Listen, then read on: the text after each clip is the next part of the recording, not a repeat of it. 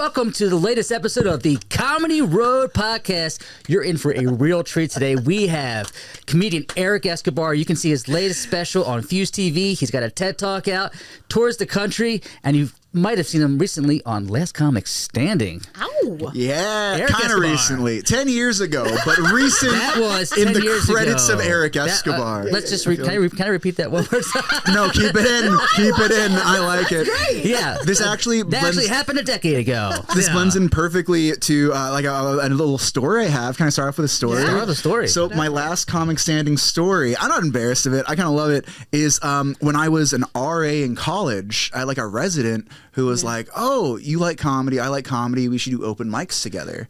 And I was like, "Yeah, maybe done like one open mic, two open mics, but if you hear any, let's go." He takes me to the last comic standing auditions. Like we get there on Thursday and he's like, "We're going to stay till Sunday." Don't get it. We just sleep until Sunday until the audition happens. And I got on the show. I didn't make it. The audition got on and that was my first TV credit. Oh, I was wow. like 18, 19 years old. That's really crazy. What did you do? You remember anything you said? Yeah, I remember. I feel like the what is it? I feel like I can talk about this. The NDA might have expired. I feel like I did jokes about being Filipino Mexican. And then they're like, "Yeah, you're not that good. You should go." I'm like, "Okay, bye." And then like a PA chases after me and he's like, "Hey, can you actually do more time?" I'm like, "Oh, wait, did they change their minds? What's going on?" Yeah. And like, "Can you do more like Latino material, Filipino material?" I'm like, "Yeah, I got a couple more jokes." I do it. "Hey, we don't like you. You know, maybe next time." It's okay. In your head, I leave. In my head, they were like, "Good job." And I'm like, "They hate me." Oh my God. But then when I saw the first episode of the season, one of the judges was like, "You know what? I hate comics who just talk about their race." And they cut to me. So they set me up. They were doing like, "We're going to do this bit about like racial comedy." "Oh yeah, this guy, he's like third in line. Yeah, have him do more material." And that was what happened. But you know what? It jump-started a lot more opportunities than that wouldn't have happened if I didn't have that early. Yeah, and it's great that you talk about that because you are so ambiguous. Like, I'm not really sure. Yeah, is he Filipino? Is he Latino? Is he a drug dealer? He's something. He's something. I thought you were Jewish when I... Oh, thank you. Awesome. Shalom. Yeah. Shmuel Schmeckel. That's what the that's why I thought we could be in the podcast together. That's great. Now I have to go. I'm sorry. I'm cut out. Can't be here anymore. So you started out in comedy. How old were you when? I joined football and I was a big kid, and I feel like when you're like a tall person, everyone's like, "Oh, do you play basketball?" Yes. And you're like, forced to. Stop. Exactly. So I was forced to do that with football because I was fat. And I played it, typical California story. It started raining, so football was canceled. Our practice was canceled. So I was waiting for my dad to pick me up, and I stumbled upon the improv team. Oh, so you grew up in California? In California. Okay. Yeah. Nice. So I was like, all right, let me check this out. Fell in love with it. The next day I quit football, joined theater. My dad's very proud. Very proud. He's like, "I could have had a scholarship, son." Exactly. Yeah. So that kind of just turned into, I liked improv, I liked acting, kind of turned more into comedy, went into college, doing a lot more improv stand-up stuff, and never looked back since then. Very cool.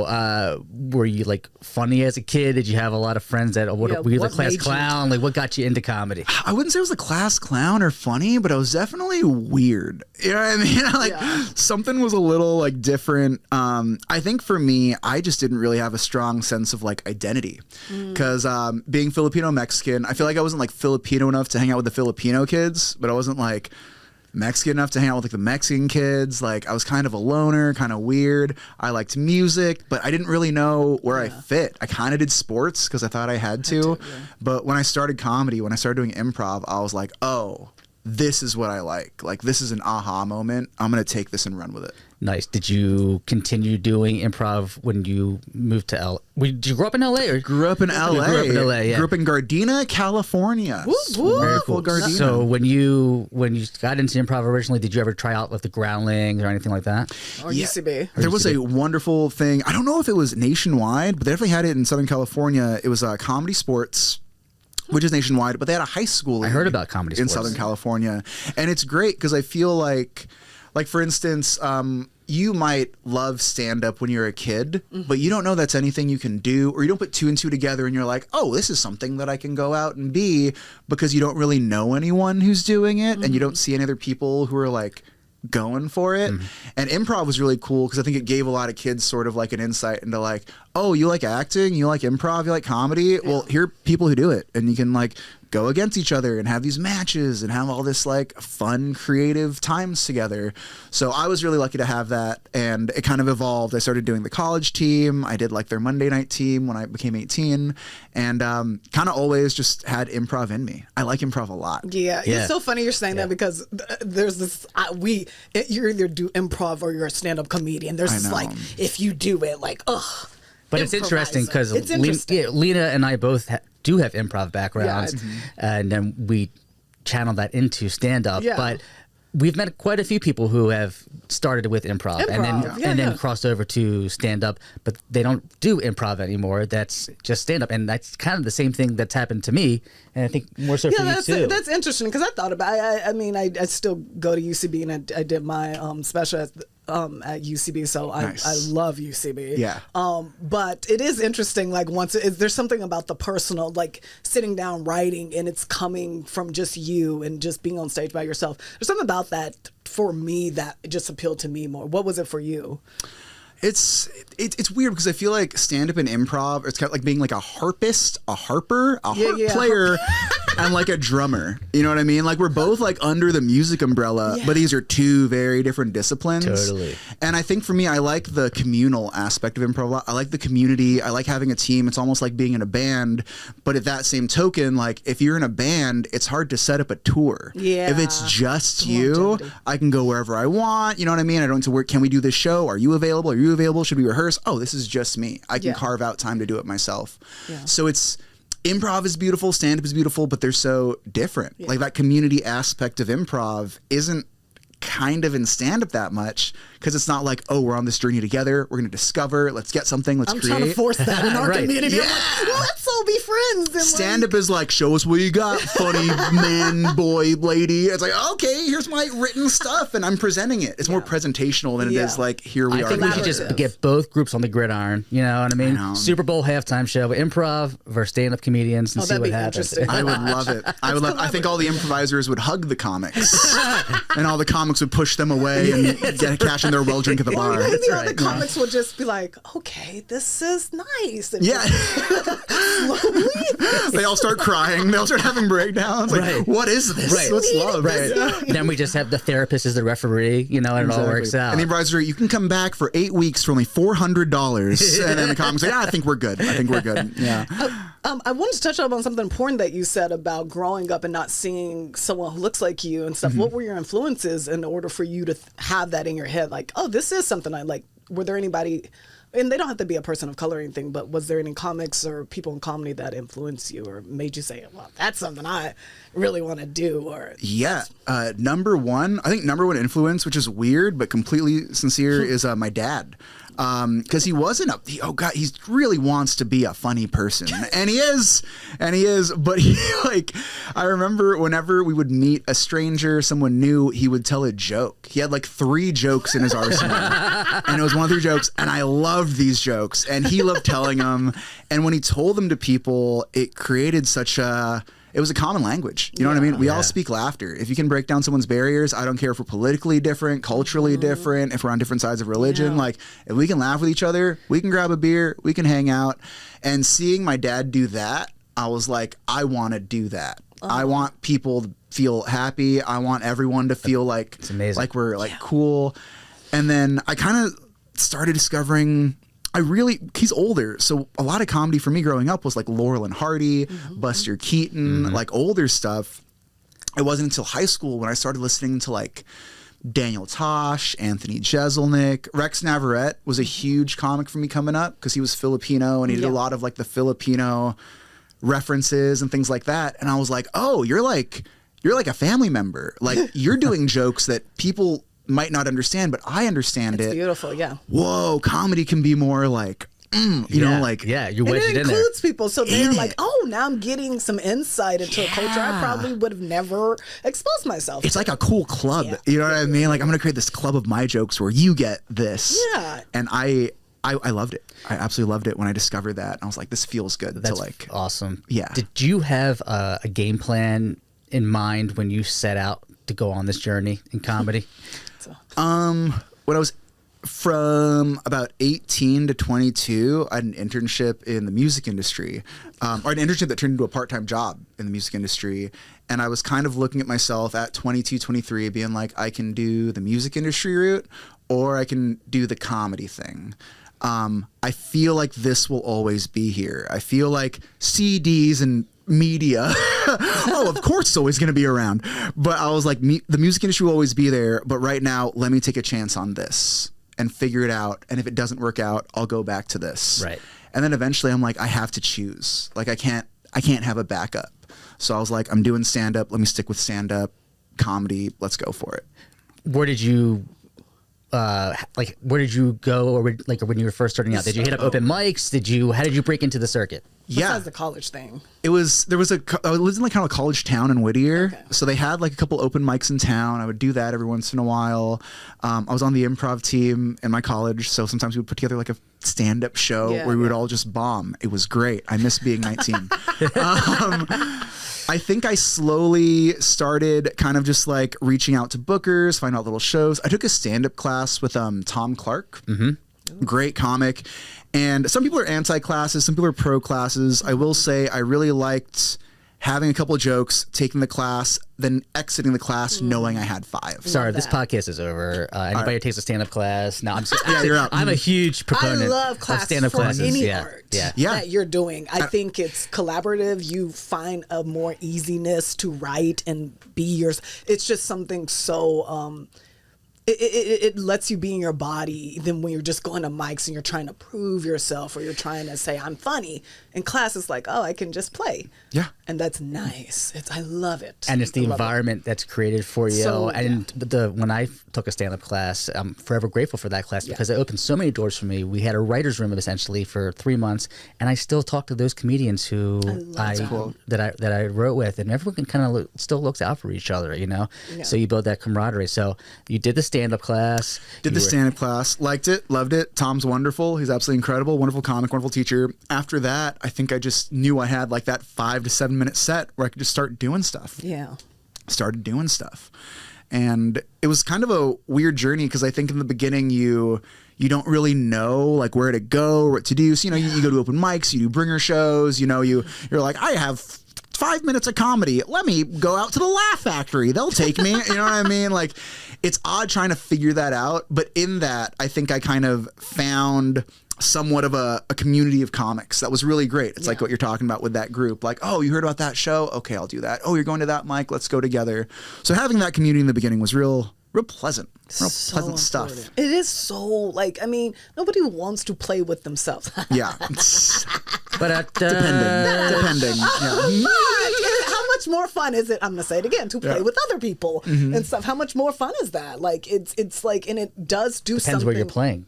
Shut up. It gets you out of your head, so your art stretches. It's like in acting where you're just loose, and you end up finding colors that you probably wouldn't find if you were sitting there by yourself, playing with yourself. If I'm on a show where, actually, going back to the class thing really quick. This is a sex talk, actually. So sex class. All right, we're all hosting it. It's great. Going back to the class thing, going back to kind of like improv stuff. I think improv is really interesting with the same logic as like stand-up or music or whatever art you have, in that like, I don't care if you've been in it for 50 years or 5 days. If you take a level 1 class anywhere, it's wild how much you're going to like learn from that. Yes. You know what I mean? If not learn, be re-reminded of things. It's the shit too. I love taking level 1 classes and you're like, Yeah, I forgot about zip zap zop. That's I know. that's zip yeah. Everyone's like, man, you feel like the shit taking a level 1 class. Everyone should take level 1 classes just for their ego or whatever. Oh, for sure. It does. comedians don't have egos. I don't know what you're talking about. Yeah. I was running a stand-up class a while back, and it was interesting how much people came and tried to slide in material. Like, material they already knew worked. I'm like, this is so you can get more time. Don't just try to look cool. Because I trying to look cool. Yeah, well, even in the whole, like, when you're, like, have your community, it's, like, a better vibe. If I'm on a show where I know all the comics and all the comics know me, and we know their set, it's way better because I can have fun. If it's in front of a bunch of people who I don't know, I feel like I got to bring it and do well and do my best material because I got to show these are they've never seen me before. Let me have a good set. When it's everyone who I know, I'm like, I'm gonna try this new poop bit. That's right. Because they've never seen it and they've seen all my other stuff. Let's just get loose, have fun. And there's something about that energy of like community, knowing each other, having that fan. Yeah, I love it. It does wonders. It really does wonders. And I'm glad. I don't know who set these rules of like, oh, it's not cool to do that or do this, but I'm glad like more comics, even some of the other comics we've talked to, they're like, oh, I did it like this. I'm like, what? Everybody said that's not in the rules. And I'm like, who made these rules or these frowns upon? I did a club recently and it was so interesting because I feel like the guy who now runs the club, I don't know if he's like a comedy guy. And it was interesting how much like casual rules he was taking as hard rules. Like sometimes they'll be like, oh, the early show usually, you know, do a little cleaner. Late show, you can get a little dirty. And he was like, clean show, early show. It's gotta be clean. Second show, it's gotta be dirty. And he was it like blue? Clean, or is it? He just, I think he just like heard these like little things. Like even I think I saw a host do like, hey guys, clap it up for this comic. He was great. All right, you're gonna love this next comic. He's wonderful. Blah blah blah. And then he was like, don't do time in the middle of bringing up people. I'm like, he didn't do time. He didn't do time. But you hear these little like, oh yeah, keep it short in between. And this guy, and it's interesting how everyone's either like, these are hard rules, or they're like, yeah, who just general. Well, funny's funny. Exactly. Like, it's odd how people like. But I've done like acting. Then there's rules to every. Yeah. There's rules to every art form, right? There's some they're things like guidelines sometimes. They're guidelines, yeah. But then it's like, then you play, and then this is one of the newest art forms. Like comedy is newer than acting, than the music. Yeah. And so it's like, we should be having a lot of fun, guys. Like this is like, should be like throwing shit at the wall and just being like, oh, is that shit on the wall? You know, it should be like that. Like so much fun and just experimental and just fuck the rules, you know? It's still, we're still like figuring roles out too in stand up. You know what I mean? Like I remember, you know, when you went to acting school or took an acting class, you're like, all right, here are like these guidelines or rules in theater. Where it's like this has been going on for hundreds of years. So face the audience. You know what I mean? Maybe don't show your back to the crowd. You know, voice project. Like very simple things, but they are, oh, these are good things. With stand-up, it's like, the host should be the least strong or the strongest. We're not sure. Either, oh, you're new, you should host, or we should get someone real. We don't know yet. The host should be the strong, and some people are like, no, they should just be the feature should do between 10 and 40 minutes. I don't know how. Like, wait, that's a very long amount of time. It should be shorter. And that's the thing, you know, it's kind of still like the Wild West in a we're lot still of figuring ways. it out. And when you're coming into this game, people are like, where should I go? What should I do? And you can give somebody advice, hit up the mics and that, but there's no playbook. And you've got to navigate this on your own. Did you ever have reservations about, oh my God, how am I going to tackle this? Where am I going to go? And how am I going to build a career and make money doing this? I think that's always a concern for all of us. I'm a big fan of setting goals. This year I want XYZ. Let me reverse engineer whatever that is and figure that out. You know, back in the day, this year I want to work at this club. All right, what does that club want to see in order to make me look appealing and to book me? All right, if I need a 45-minute video and I don't have that, let me try to get a 45. That's my next goal. So whatever the goal is, I just try to be like, all right, let me just figure out what it is and try to get there. You microdose your goals. I'm a big fan of microdosing. Good soundbite. I love it. This is sponsored by psilocybin. But I love the fact that you said reverse engineer. Yeah. That is a really valid point because we look at things from like a very high level standpoint. But if you can find a way from your internal view to, like what you just said, reverse engineer the process and look for and break it down, you're going to be miles ahead. But no one really is unsure how to do that in the beginning. Because we're told to see the big picture and to see that goal and dream. I think we're unfortunately very trained to also feel like if you're a great comic, if you do really good at stand-up, you're really funny, oh, you're going to make it places. No, you're not. No, you're not. You can be the funniest person in the world. If you don't put the right like work in and like do the right things, it's going to be hard to level up. Someone else who may not be as funny or have those skills could be a great marketer, a great networker, know the right people, and they can get miles ahead. So it's not always being the funniest. Exactly. It's like, what's the other background stuff we got to do? Exactly. Sounds like a balance thing that people don't talk about a lot. They're like, just go out there and be funny. Yeah. Get funny fast. But there's also that, like, and that's something, even I've talked to other comedians about that, like,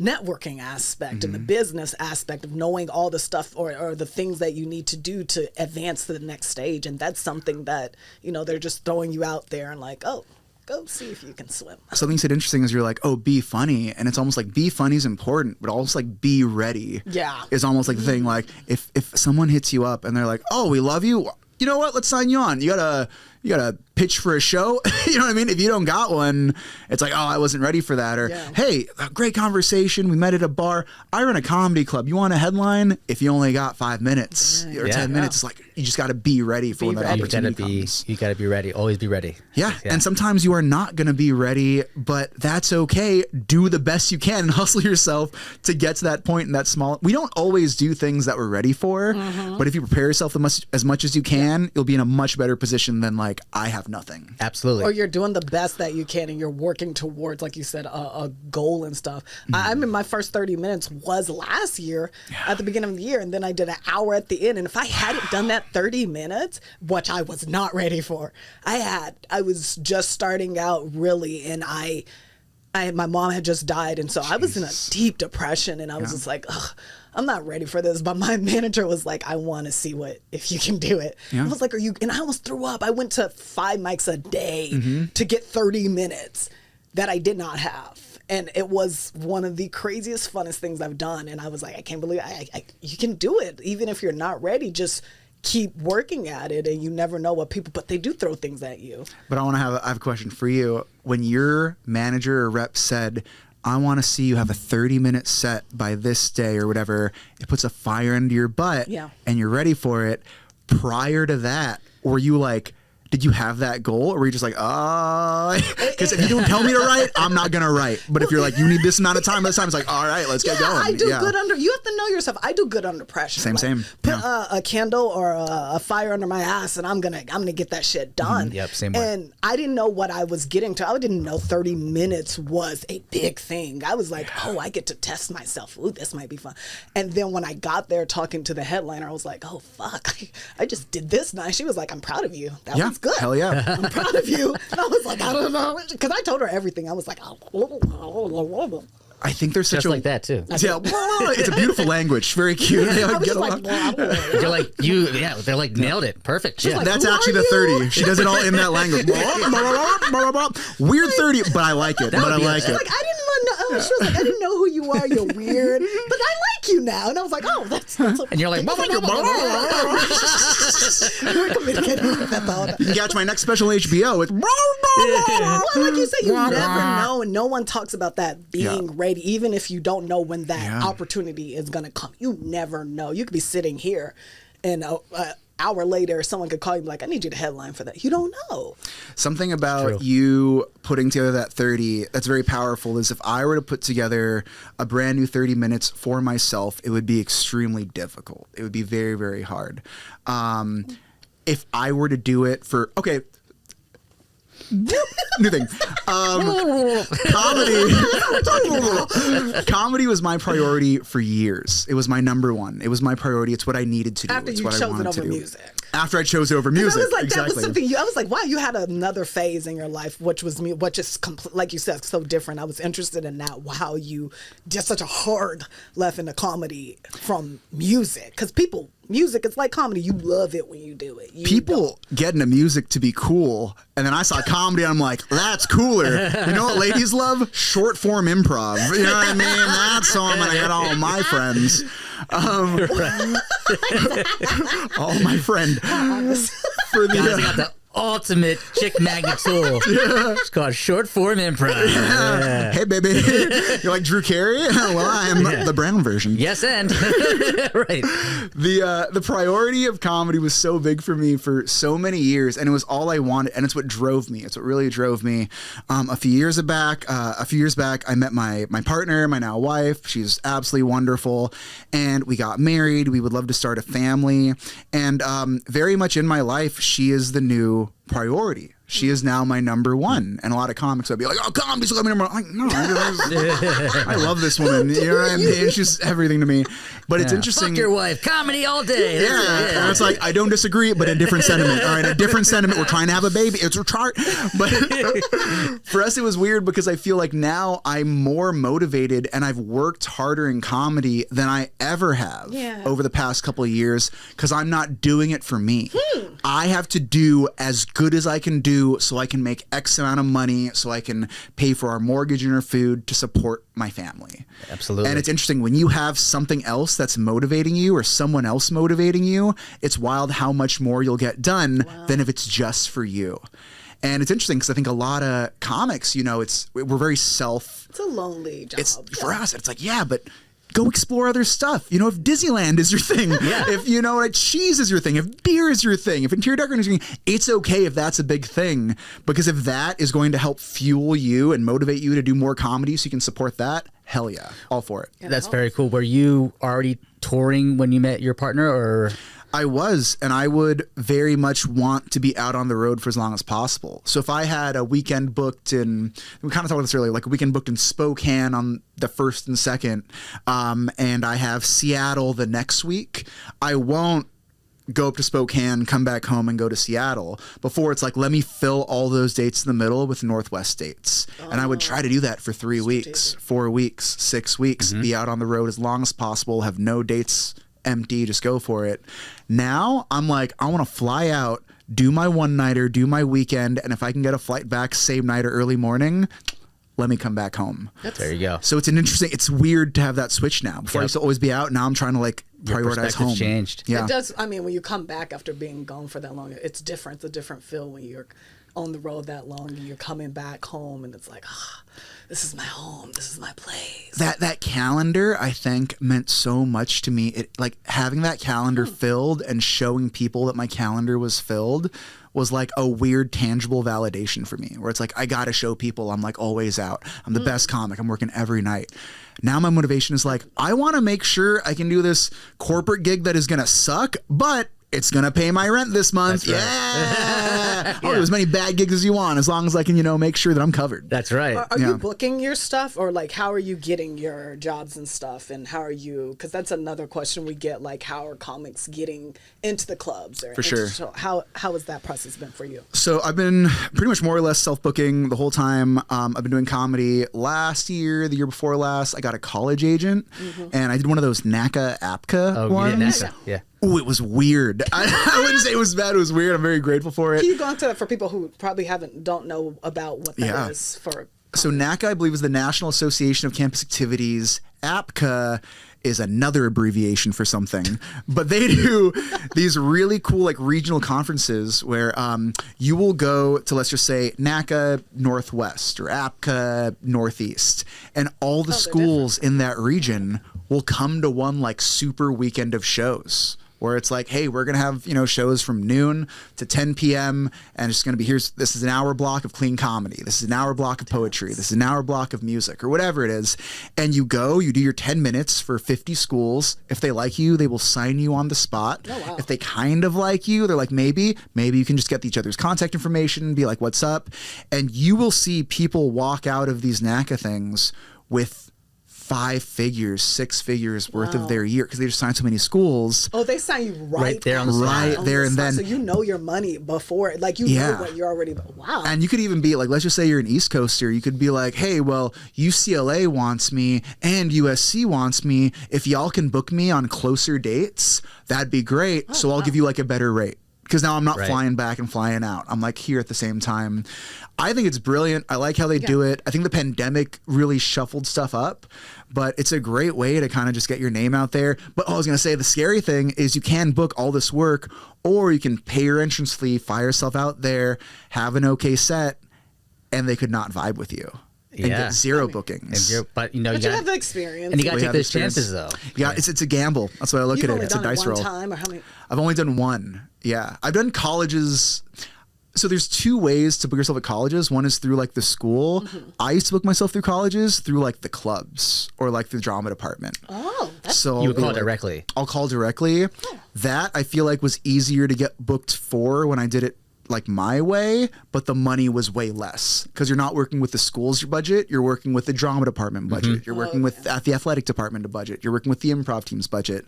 These are way more profitable, but you might have a little more like restrictions on you because Right. now Clean you're a comedy. representative Yeah, yeah. of the school. You know what I Yeah. mean? The school is paying you to do this. You are kind of one of them. You know what I mean? When did you actually start hitting the road as a comic in your career? I would say I was 23 or 24. I started when I was 18. I was probably 23 or 24 when I went out of town for the first time. And I'm pretty sure I just did like a guest set at a club who would have me. And I was like, that's cool. If you could kind of MC me, that'd be sweet. That turned into an MC gig. That turned into a feature gig, yada, yada, yada. And then I had some family in Seattle that I would visit maybe once a year or so. So when I would visit them, I would try to be like, oh, if there's an open mic in town, let me see that. Gotcha. And through doing those things, you more or less just start meeting people. You know what I mean? You meet the host who's running the mic, you meet the person headlining the club or whatever. You become Facebook friends, Instagram friends. You follow each other on that Snapchat or whatever the kids do. And those relationships just build over time. And you start seeing like 15 years in, I have a buddy who I may have met 12 years ago at an open mic. We did our own thing, but now they're on the road doing a bunch of cool stuff, producing shows. I'm on the road doing a couple of shows. Great.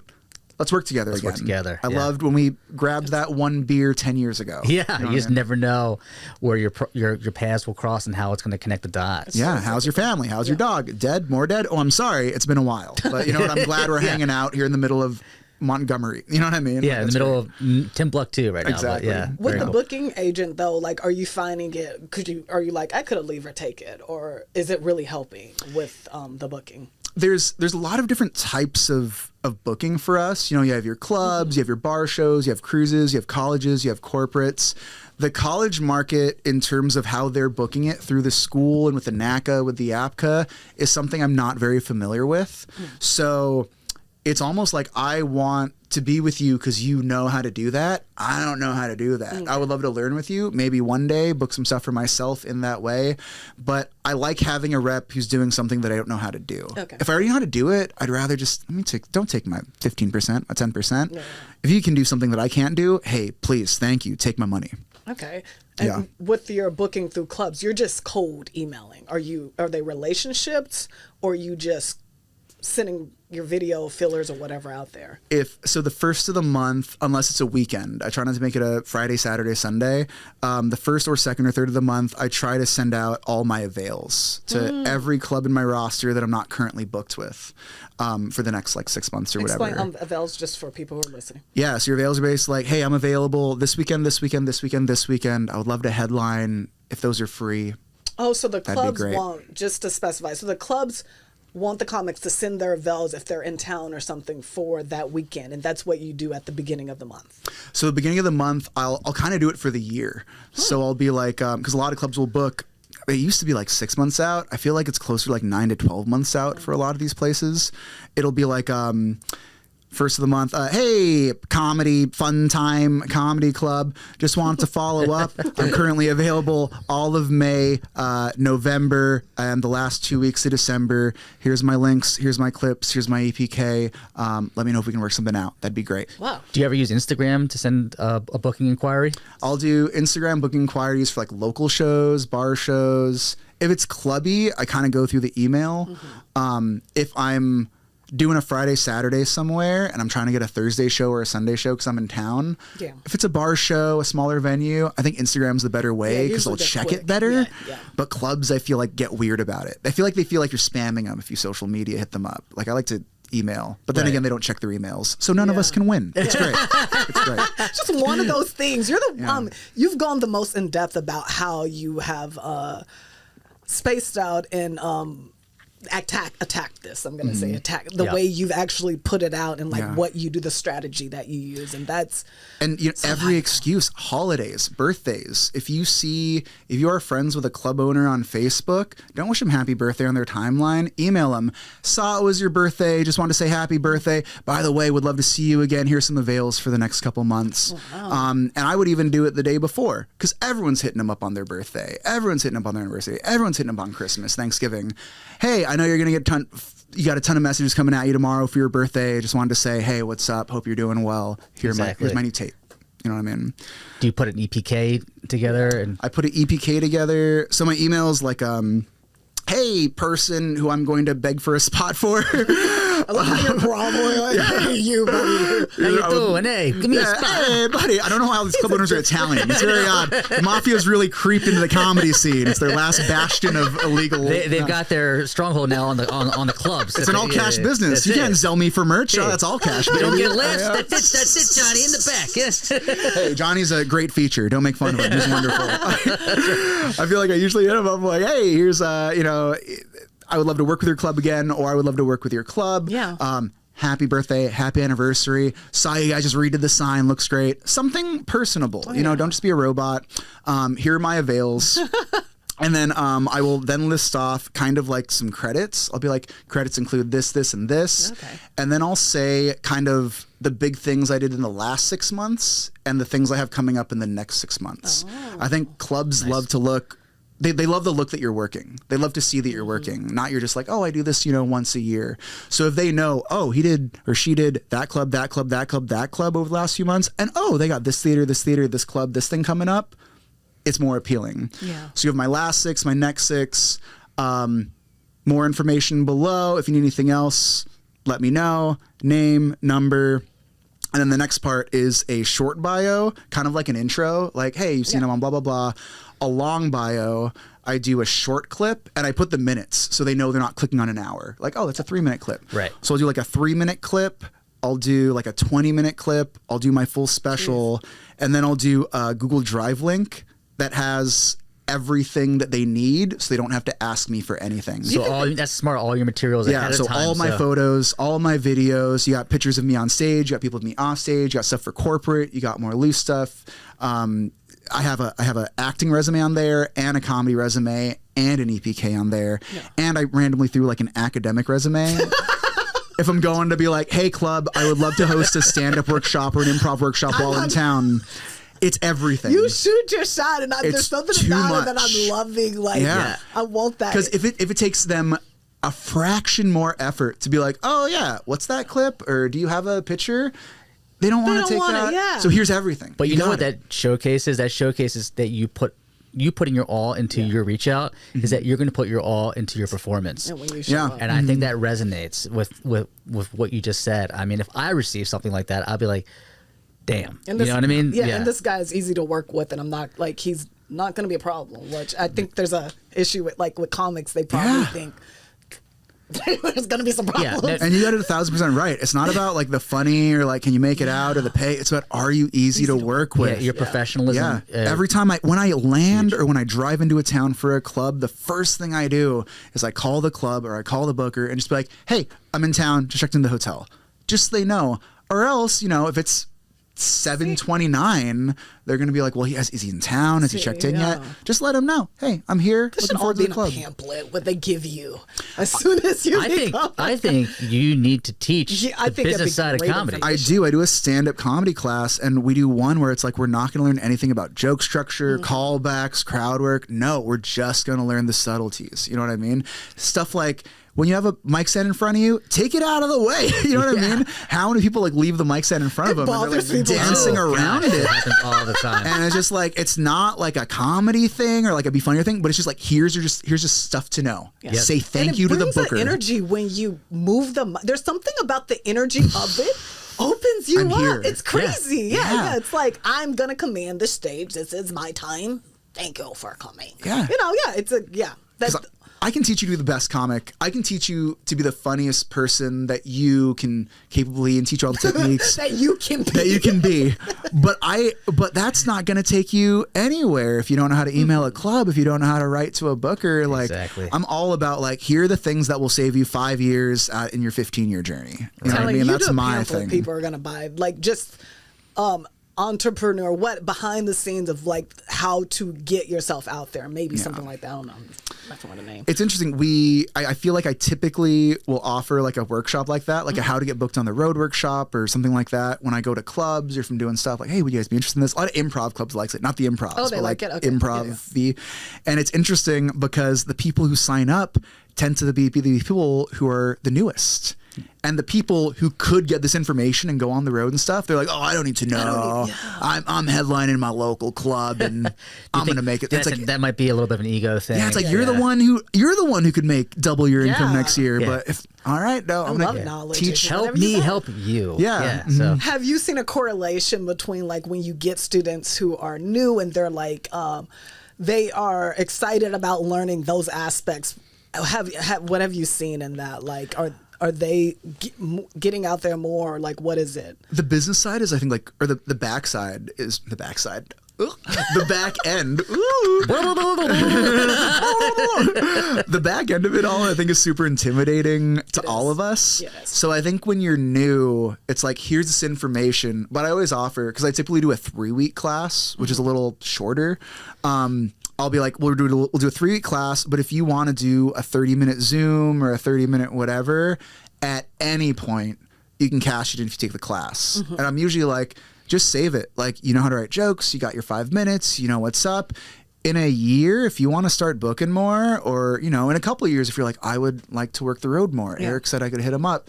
Hey, doors open. Let's do a quick Zoom. You already got the class, and let me just break down almost what I said before in a more like specific way for you and where you want to go. So you kind of you have an alumni system that you kind of worked out a little bit. More or less, it's more like if I taught you something and you don't understand or it's not clear, that's on me. So if you need to clarify it, here's an opportunity to where we can like dig deeper into those things. So I wanted to touch on this a little bit because you're mentioning that you have this class that you teach. Mm-hmm.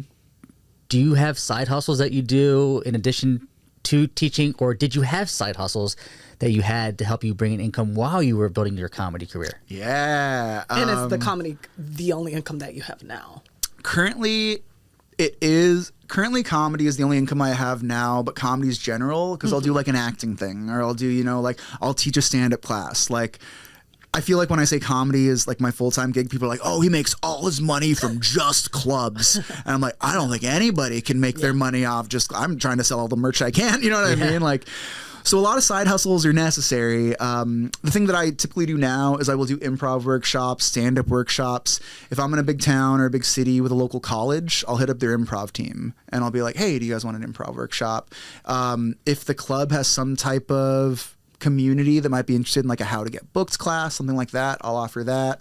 I'll even hit up high schools and I'll be like, oh, does your theater department want like I can just teach your block. You know what I mean? Yeah. Can I get a couple $100 for that? That'd be great. So I'll do a lot of that. I also used to sell a lot of just like random weird merch, but I would try to find like weird merch that's unique to the town. So I'm like, go out and be like, oh, like they like, I don't know, spinners out here. Like throwing a bunch of, and I'll just like have that throughout my day. So I try to like Put your face on them. figure out like weird merch that I can do in the town that's fun. Wasn't that costly for you to like go to each place and they have different? It is, but they're like, oh, you respect us, so we'll do and it. people love buying stuff. Oh, yeah. You could sell a pencil with your name on. And I think people just want, they like you, they want to invest in you. 2-inch by 2-inch stickers, baby. That's the that or 2.5 inch by 2.5 inch. I can fold that over a lighter. I have lighters with 2.5 inch. It goes on a condom. Amazing. Condoms are 2.5 inch. So you can go to a Planned Parenthood in town, get all your stickers, and just He goes to throw them. Planned Parenthood, gets the free Sell the condom. condoms for $5 a pop. Pure profit. so mad Some at guys, Pure some, profit. some guys like just puts a condom on Erik Escobar on his dick. He's like, It's great. Like He's like, literally. "Hey, I supported the cause. I'm gonna rock it now. All right. Yes. I'm very curious about the percentage of times you do get a response back, because I think a lot of people don't do. They're afraid of the no. Oh, for the emails? Yeah, like Yeah. a lot of people are afraid of the rejection and the no's. Can you talk to us about that? And like, what's the percentage of times that you actually, does it surprise you or? Yeah, that's a great question. I would say, let's say I send out between 80 and 100 emails a month. Jeez. Wow. I'm probably, and a lot of, I would say the majority of those it. are follow-ups. You know what I mean? A lot of them are cold calls, but these are like, there are some clubs that I've literally like emailed once a month for 5, 6, 7, 8 years. And they're finally like, oh yeah, finally saw your email. Wait a minute. Yeah. And they finally get around to you, and it's like, it's just a backup, or it's just like, what? I just booked a club. Oh my God, I've probably been emailing them since like 2016. Wow. Wow. And they just got back. But a lot of these clubs, and we'll go back to the whole like out here, but like a lot of these clubs too, there was a booker who was booking in Chicago, and then she started booking a big club in Vegas. And I was like, I kind of knew her when she was in Chicago. Let me see if I can like shoot my shot for Vegas. Emailed a bunch of times, didn't get anything. Talked to another comic who knew her, and I was like, hey, what's like the in? Like, how can she see my email? And he told me that she told him she gets upward of 1,000 submissions a day. Jesus. I believe it. 1,000 submissions a day. They're not looking at their email. They are looking, and if yours pops up at the right time, has the right header, maybe has something, maybe has like a credit on it they're into, they might click. But Wait, a 1,000 credit in the head? Like, what's the email that's like pops? Like you put it in the subject? Yeah, so I'll do like Erik Escobar comedy avails. Like, what's the thing? Not the thing, but it's like what's the straight one up and down? Not the slash. Oh, the straight one. The straight one. No, Line, vertical line. Erik Escobar. How many comics does it take to learn what a This vertical thing. I didn't major in English. Yeah. So it'll be like this thing, or Erik Escobar avails, Erik Escobar headliner avails. So I will say like what I'm going for, because that'll change. I'll be like Erik Escobar feature avails, Erik Escobar MC avails, Erik Escobar guest head avails. So Erik Escobar headline avails, solid line, and then if I'm looking for a specific date, I'll put that date in there. So if I'm going to be in town and I really want to work April 19, I'll put April 19. Okay. If not, if it's general, I'll leave it off. Right. And then after the thing, I'll put like credits. So I'll put like Erik Escobar headliner avails, Last Comic Standing, Fuse TV, TED Talk. In the subject. Smart. In the Very subject, smart. and I'll try to capitalize the credits just so they pop out harder. Because you're just looking at words, you know what I mean? If you vaguely just see TED Talk, maybe you'll click. Yeah, you won't see that. Like, did you teach yourself all this, by the way, or were you just from trial and error of like, or did you learn this from another? Trial and error. I also feel like comics, we shouldn't be like gatekeepers of like what works for you works for me, what works for me, what works for you. I think we should talk about pay. You know what I mean? I really believe like, hey, if you're in the making X minority amount- with that, unfortunately. I know. I've said unionized. That'll never. We're gonna unionize, and every club's gonna be like, we're just gonna go non-union. We're just gonna go. No one's gonna get million paid. of y'all out Yeah, we want to get at least $4 for a show. I'll pay you $4 to be. But I got a nickel for 5 minutes. Wow, that's a good rate. Oh my god. Food. No, I'm just Yeah. kidding. I met a comic once who was doing all the same rooms I was doing in like the 80s and 90s, and he put down how much he was getting paid in his calendar. Same rates, if not more. Literally, rates have gone down. Like he would have yeah. headlined this one nighter for $100 back in the day. I'm still making $100 30 years later. Yeah. Why It's is wild. that? People who do it for free. Well, do people it for free. want the exposure, and it's so competitive, such a saturated industry now that It's fun.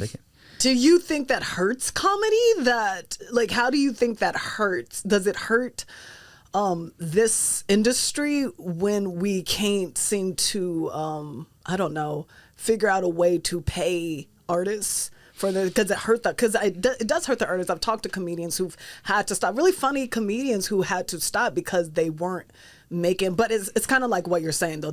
You need to go out there and find the money and work for it. But it is so hard. Like you are gaining, you're gaining momentum and stuff, and you're getting out there. But it is a hard thing to navigate and find the information and stuff. So, do you think it hurts the industry with it? I think I think it's a tough line because I do feel like all my comics who I book on a show personally should be getting something, even if it's like $5 for gas money. Like you should. I feel like everyone should be getting something if they are doing their craft and presenting their jokes and working. Yeah. From what I understand, before back in the day, you would audition at a club. Headliners would watch and they'd be like, oh, she's really funny, or that guy is really good. Let me get him a feature set. Let me take him on the road, show him the ropes, tell you the playbook, tell you the pamphlet, show you what's up. Oh, wow. That was a thing. Yeah, there was a lot of mentorship back in the day. Like, come on the road with me. Yeah, like, look at the store. Like, look at all the paid regulars back in the day. It was a fraternity, sorority kind of feel. Yeah. And once you kind of graduated from that mentorship, you had something to work with, and you're a comic and you should be getting paid. Because we don't have anything like that as much anymore, there's a lot of people who, not to their own fault, don't know what they're doing. Yeah. They've done a bunch of open mics, but no one's ever told them, take the mic. You know what I mean? No one's ever told them, don't wear shorts on stage. No one's ever told them, don't be super fucking dirty. You know what I mean? They just don't know. You do have it was the Congressman Fetterman. If he's doing it, we all can wear shorts. We're all allowed to wear the shorts.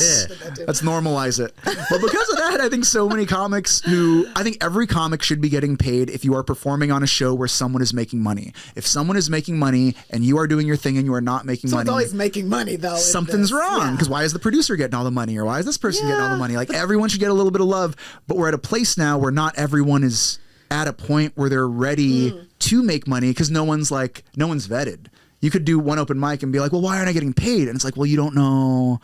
Oh, you're saying so people should get used to like doing, I guess, what is it called when you're putting in the hours, and then once they go to that next level, that's when they should be getting paid for, or what? I feel if money is being, if an audience is paying money to watch a show and you're booked on the show, you should get something. You should get something for it. But I do feel like we're in a place right now where there's a big range of comics. Some are very new. Some have been here for a while. And if you're new, I think, like, just figure out how to do the basic stuff and do that before you start doing those paid spots. Because now you're working. People are paying to see you. That audience deserves to see like a professional set. Yeah.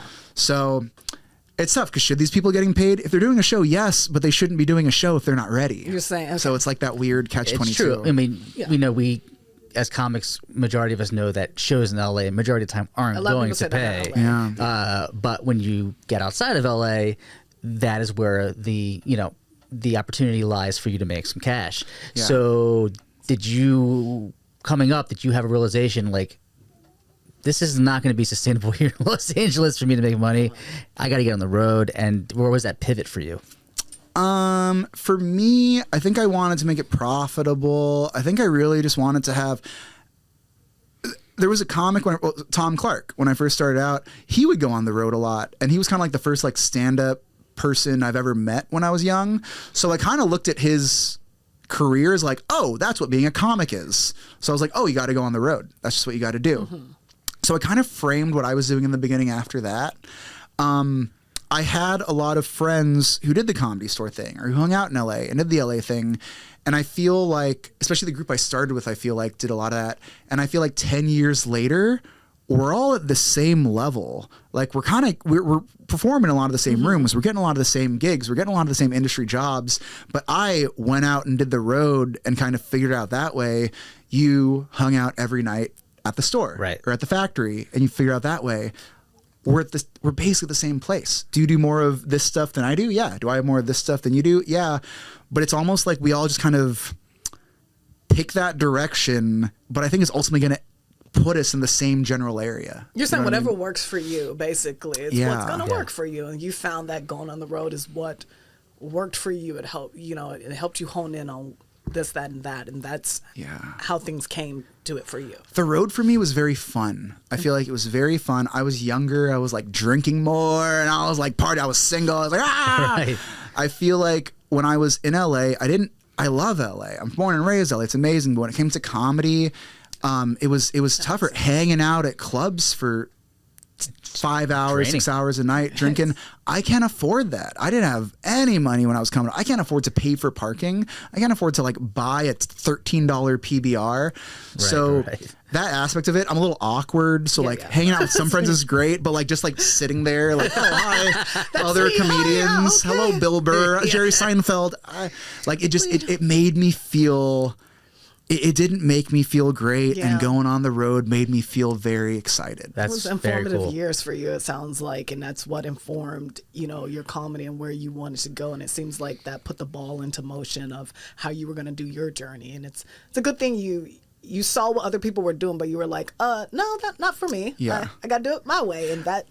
Well, and also when you're starting out and you see what other people are doing, I remember doing a lot of like bringer shows in the beginning and see people getting burnt out and be like, oh, I ran out of friends. I can't do this. And it's like, whoa, your worth is now just the bodies you bring. Right. Doesn't care about your laughs. Doesn't matter about your laughs. That's what you can bring. Breaks your heart. Oh, it does. When you go on the road, it's like, I can't bring anyone. Yeah. I'm from LA and I'm in the middle of Oregon. I'm in the middle of New Hampshire.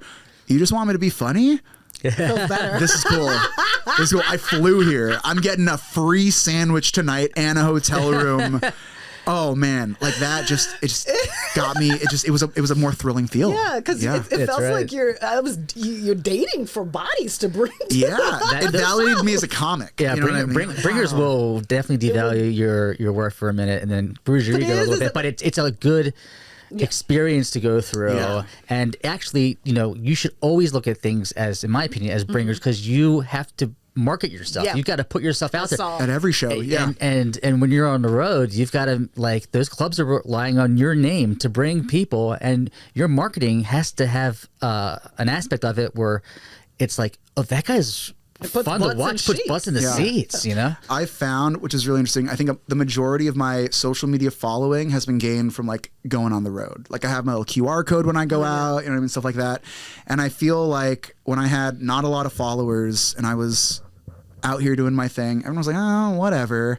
But I weirdly went out, got a following, and I came back, and people are like, oh, you don't say Eric. And I'm like, but what does that mean? People in Ohio and Maine, they're not going to come out to see me out here. But it's almost like sometimes the presentation of being a bigger name is almost more powerful than being able to bring in 50 people, which I'm like, this is such a weird thing. It's insane. Like, they don't tell you, I didn't know about doing credits when they bring you up or whatever. I was like, that feels weird to me. To me, that feels weird. And like the last host was like, and she was a comedian who's been doing it for her. She goes, you need to do your credits, and it makes the show even different. Like, you can get away with anything. You have one credit. They're like, oh, you're big time. Everyone in here must be here for her. For her. Yeah. I would always tell Lena, like, she would always, not even a big credit. It's like, you go out there and you like, I don't want to say what I do. I'm like,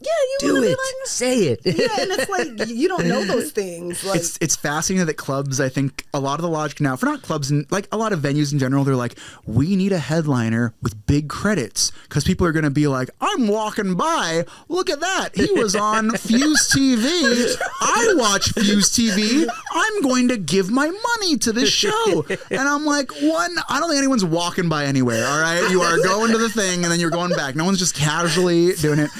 But now I'm like, there could be someone to bring everyone in the crowd. I didn't bring anyone, but your logic is because they saw me. I'm like, I don't know if it really translates like that. I don't know how to track it, but I don't either. But it's interesting that is like the big marketing push. Like, we need people who've been on things where other people have been like, oh yeah, I've seen that. Let's go. I'm like, it's odd. That's not even our job. Like, that's not even our job. Like, to be a comedian. That's not even our job to make sure we're presenting credits and stuff. But now it is, and we have to be aware of that. As a Filipino American, I was rooting for Filipino American representation. I am really proud we got some Filipino American representation on the Golden Globe stage.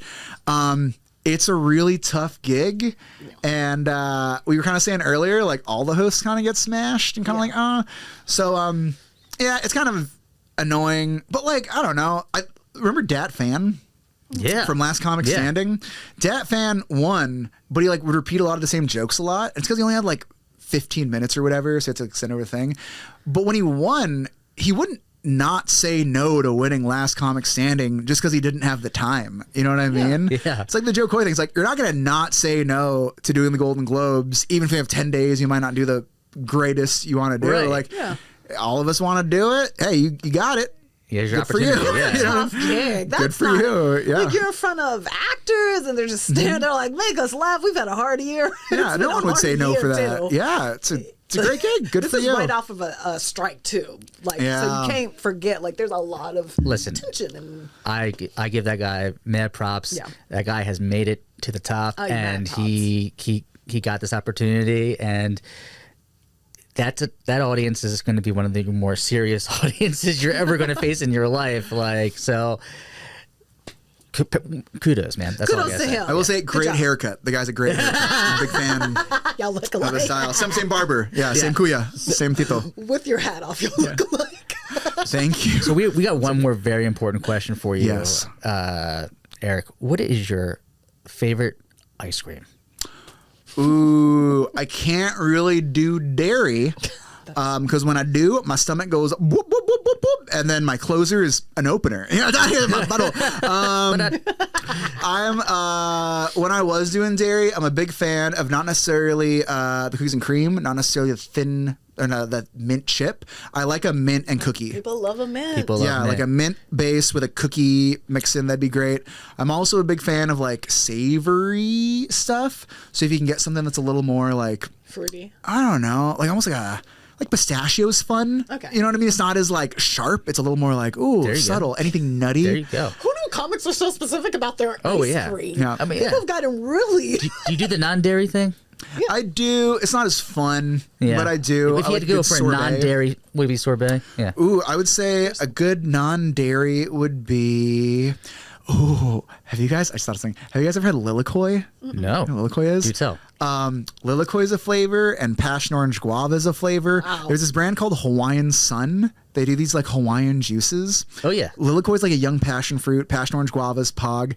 Anything like that. Like very tropically, you know, like My mouth vacation-y I flavors. think I'm like, on a vacation right now. yeah, if it like might have a little like pineapple that comes with the ice cream, you Oh, know what I yeah. mean? Like a good Dole Whip. I'll take a Dole Whip. I've Oh. heard if it wasn't for this podcast, I would have. One of our would've guests loved the Dole Whip, and I learned heard- about it. yeah, And then I've been asking around. And I heard it is fucking amazing. We live pretty close to Disneyland, so sometimes I'm very spoiled. I will get a reservation, walk on over. I won't go on any rides unless I write first. We didn't. There you go. We didn't talk about this, but he's a Disney adult. I like it. I love it. Follow me online. Well, don't. You'll get very scared. With that being said, they have a new Dole Whip like spot called the Tropical Hideaway with vegan non-dairy Dole Whip. So sometimes I'll go and I'll write jokes and have a Dole Whip and ride a Fantastic. ride, walk back home. I live a great life. We should That have a is- comic like field trip day where we all Well, write just jokes try at- different types of non-dairy and Disney. regular Yeah. ice cream. Yeah. So Oh man, I Disney feel like ice cream.